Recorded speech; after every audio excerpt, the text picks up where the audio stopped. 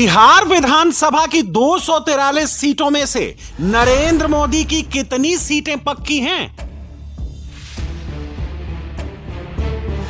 नीतीश कुमार पक्के तौर पर कितनी सीटें जीतेंगे?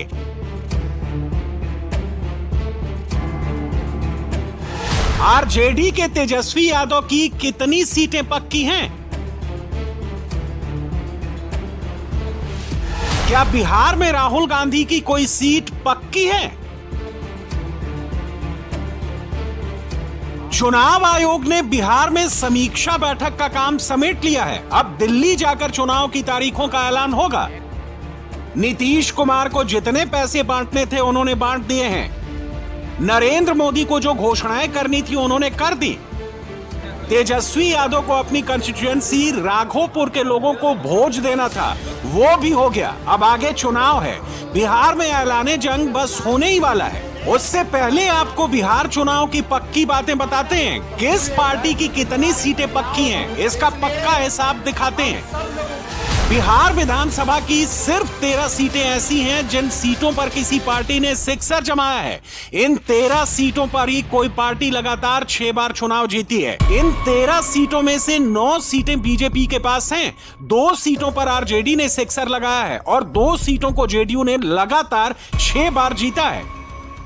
बिहार में कोई सीट लगातार 6 बार जीतने का मतलब है कोई पार्टी किसी सीट पर सन 2000 से लगातार जीत रही है। वो पार्टी 2000 के चुनाव में भी जीती हो, 2005 के दोनों चुनाव भी जीती हो, 2010 का चुनाव भी जीती हो, 2015 का चुनाव भी जीती हो और 2020 का चुनाव भी जीती हो।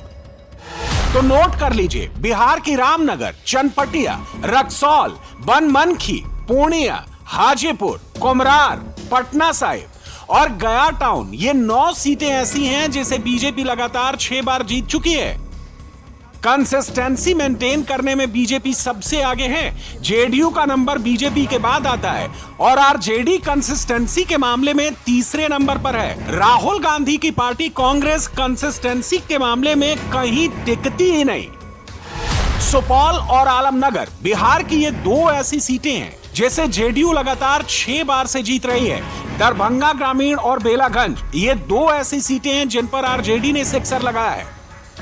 24 के लोकसभा चुनाव के बाद हुए उपचुनाव में बेलागंज की सीट आरजेडी के हाथों से निकलकर जेडीयू के खाते में चली गई।